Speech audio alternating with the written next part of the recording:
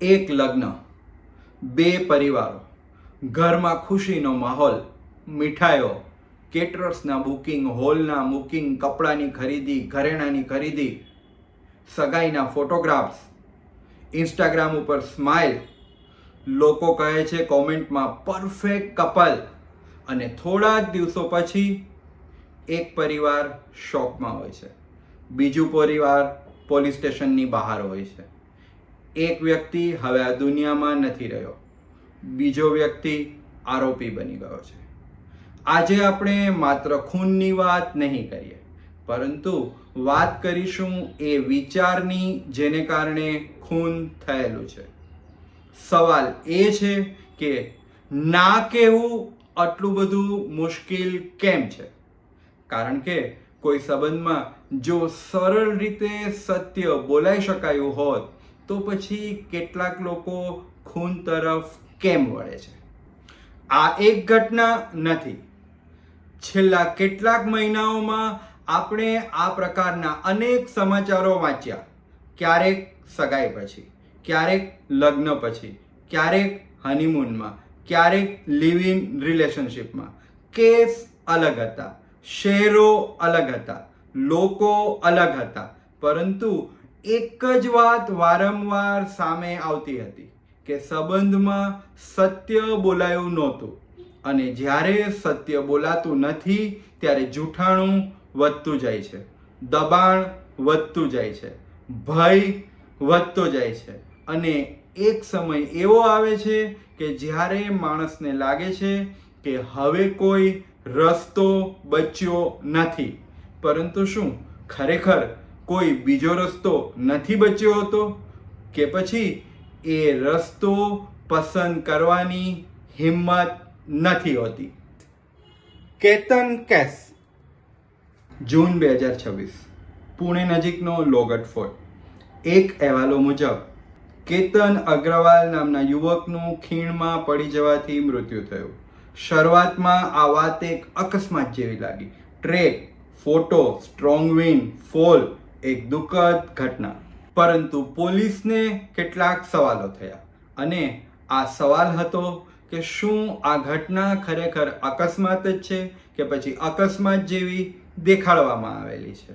અને ત્યારબાદ શરૂ થયું સીસીટીવી ફૂટેજ, કોલના records, location details, technical surveillance, અને પછી આ કેસ એક અલગ જ દિશામાં જતો દેખાયો. અને પોલીસના જણાવ્યા મુજબ કેતનની ફિયાન્સી સિયા ગોયલ અને તેના કથિત પ્રેમી ચેતન ચૌધરી ઉપર આરોપ મુકાયો કે તેમણે આ મૃત્યુને અકસ્માતની જેમ બતાવવાનો પ્રયાસ કર્યો. આરોપ છે કે સિયા આ લગ્ન કરવા માંગતી નહોતી, તે કોઈ બીજા વ્યક્તિ સાથે સંબંધમાં હતી, પરંતુ બંને પરિવારોએ લગ્નની તૈયારી શરૂ કરી દીધી હતી. અને એક અહેવાલ મુજબ આ તૈયારીઓ ખૂબ જ જોરશોરથી અને મોટા પાયે ચાલુ હતી. બંને પરિવારો જોડાઈ ગયા હતા, સમાજનું દબાણ વધતું ગયું હતું, અને આ પરિસ્થિતિમાં સૌથી મોટો સવાલ એ ઊભો થાય કે જો કોઈ વ્યક્તિને લગ્ન કરવાની ઈચ્છા ન હોય તો શું એની પાસે ના કહેવાની જગ્યા હતી? કે પછી તેને લાગ્યું કે હવે લગ્ન રોકવાનો માત્ર એક જ રસ્તો બચ્યો છે? બીજો કેસ સમાન પેટર્ન. આ કેસ એકલો નથી. આવો જ એક બીજો કેસ સામે આવ્યો, એ પણ પૂનાથી. એક રિપોર્ટ્સ મુજબ મયુરી ડાંગડે નામની યુવતીની સગાઈ થઈ સાગર કદમ નામના છોકરા સાથે. હવે આ છોકરીને લગ્ન કરવા નહોતા, પરંતુ લગ્ન તોડવાની જગ્યાએ તેમના પર આરોપ છે કે તેમણે તેમના ફિયાન્સ ઉપર લોકો હાયર કરીને હુમલો કરાવ્યો. અહીં પણ એ જ સવાલ ઊભો થાય છે કે જો લગ્ન નહોતા કરવા તો ના પાડી શકાય હોત, સગાઈ તોડી શકાય હોત, ઘરમાં વાત થઈ શકી હોત, હા, પરિવાર સાથે ચોક્કસ ટકરાવ થયો હોત, પરંતુ એ મુશ્કેલ નહોતું. કેટલાક લોકો માટે ઘરમાં સત્ય બોલવું તે ખૂન કરવા કરતાં પણ વધારે અઘરું કેમ હોય છે? શું સમસ્યા એરેન્જ મેરેજ છે?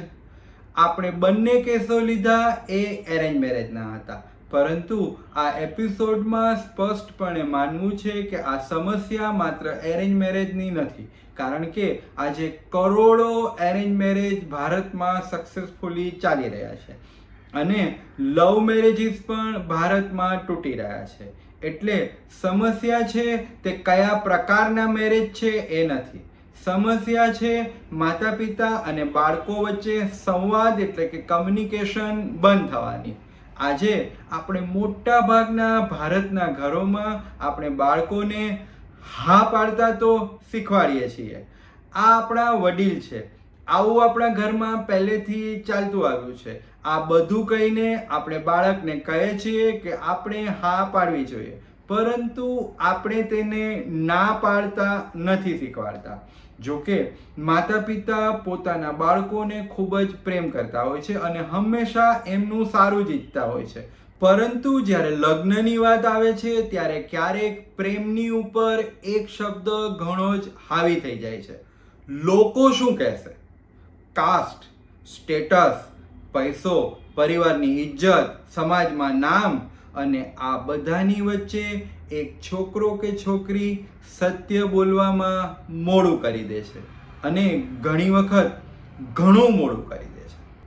નો અને વે આઉટ. ભારતના બાળકો માટે નો સાંભળવું નવું નથી. તેમને નાની નાની વસ્તુમાં નો મળી શકે છે. આ પહેરવું નહીં, આ ખાવું નહીં, અહીં જવું નહીં, આ મિત્ર સારો નથી, નો, આ સંબંધ માટે નો. પરંતુ ક્યારેક નો પણ જરૂરી હોય છે, પરંતુ આ નો પછી હંમેશા વાતચીત થવી જરૂરી છે, કારણ કે કાંઈ પણ વાતચીત વગર નો એટલે દરવાજો બંધ અને કોઈ પણ સમસ્યાનો ઉકેલ મળતો નથી. સમસ્યા અંદરથી દબાવી દે છે અને આ દબાયેલી સમસ્યા ક્યારેક ખોટી દિશામાં ફાટી નીકળે છે. અહીં દરેક વાતમાં માતા પિતાને હા બોલવો જરૂરી નથી, પરંતુ બાળકના પોઈન્ટ ઓફ વ્યૂને પણ સાંભળવું જરૂરી છે. અને બાળકો માટે દરેક અસહમતિનો જવાબ બળવો નથી, દરેક પ્રેમનો અંત લગ્ન નથી અને દરેક નાનો જવાબ ગુનો નથી. બંનેએ સાથે મળીને આ ચર્ચા કરવી જોઈએ. માતા પિતાએ સાંભળવા જોઈએ, બાળકોએ સત્ય બોલવું જોઈએ, કારણ કે આમ કરવાથી ઘણી વખત સંબંધો તૂટવાની શક્યતા છે, પરંતુ ગુનો તે ઘણી વખત પરિવારને તોડી નાખે છે. મીડિયા, ઓટીટી અને ક્રાઇમ ઇમેજિનેશન. અહીં એક બીજો સવાલ પણ આવે છે. આજકાલ આપણે ક્રાઇમ સ્ટોરીઝ ખૂબ જ જોઈએ છીએ. Television crime show, OTT thrillers, news channels crime show, social media reels, true crime videos. હવે સવાલ એ નથી કે મીડિયા ક્રાઇમ કરાવે છે, કારણ કે આવું સીધું કહેવું કદાચ ખોટું થશે, પરંતુ શું ક્રાઇમ શો વારંવાર જોતા રહેવાથી ગુનાની કલ્પના સામાન્ય થતી જાય છે? વારંવાર crime plans, cover-ups, forensic tracks અને ફેક એલબાઈ જોતા રહેવાથી કોઈ અનસ્ટેબલ વ્યક્તિને લાગે છે કે આ તો સામાન્ય છે, આ તો થઈ શકે છે, અને ઘણા બધા કેસીસમાં આરોપીએ સ્વીકારેલું પણ છે કે તેમને આ ક્રાઇમ કરવાની પ્રેરણા ક્રાઇમ શોઝ અથવા ઓટીટીના શોઝમાંથી મળેલું છે, પરંતુ મોટિવ મીડિયા નથી આપતું.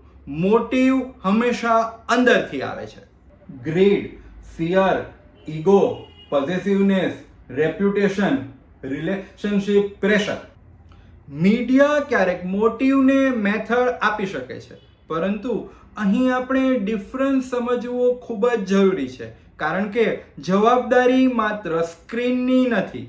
એઝ એ વ્યુઅર આપણે પણ એટલા જ જવાબદાર છીએ.